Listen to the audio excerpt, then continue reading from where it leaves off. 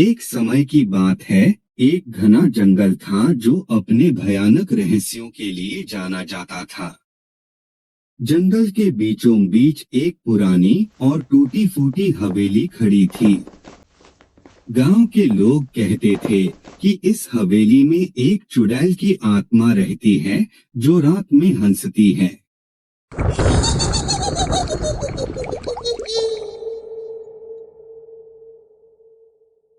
गांव के लोग इस हवेली के पास जाने से कतराते थे। कई कहानियां प्रचलित थीं कि जो भी हवेली के अंदर गया वह कभी वापस नहीं आया।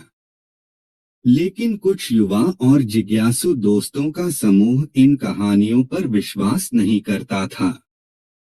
उन्होंने तय किया कि वे इस रहस्य का पता लगाएंगे। रात का समय था, चारों ओर घना अंधेरा और सन्नाटा फैला हुआ था। वे दोस्त एक टॉर्च और कुछ साहस के साथ हवेली की ओर बढ़े। हवेली के पास पहुंचते ही उन्हें अजीब सी ठंडी हवा का झोंका महसूस हुआ, लेकिन उन्होंने अपने कदम पीछे नहीं खींचे।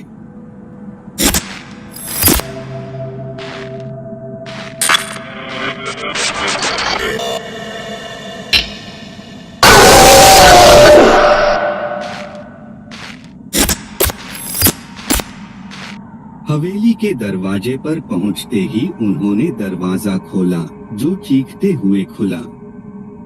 अंदर का दृश्य और भी भयानक था। टूटे हुए फर्नीचर, जाले और धूल चारों तरफ बिखरी हुई थी। हवेली की हवा में ही एक अजीब सी बदबू थी। जब वे हवेली के अंदर गहराई में जा रहे थे, अचानक एक भयानक हंसी गूंज उठी। यह हंसी इतनी डरावनी थी कि उनके रोंगटे खड़े हो गए। वे सब घबरा गए और एक दूसरे की ओर देखने लगे। उसी समय एक छाया प्रकट हुई।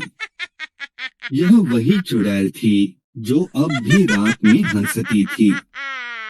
उसकी आंखें जलती हुई सी दिख रही थीं और उसकी हंसी चारों ओर गूंज रही थी। चुड़ैल ने कहा, तुम्हारी हिम्मत कैसे हुई मेरी हवेली में आने की? क्या तुम्हें अपनी जान की परवाह नहीं? डर से कांपते हुए दोस्तों ने जल्दी से हवेली छोड़ दी और भागते हुए गांव लौट आए। उन्होंने कसम खाई कि कभी भी उस हवेली के पास नहीं जाएंगे और उन्होंने गांव वालों को भी चेतावनी दी। गांव के लोग अब और भी सावधान हो गए थे। कहा जाता है कि आज भी जो भी उस हवेली के पास जाता है, उसे वह भयानक हंसी सुनाई देती है। हवेली अब भी वीरान है और चुड़ैल की हंसी अब भी जंगल में गूंजती है।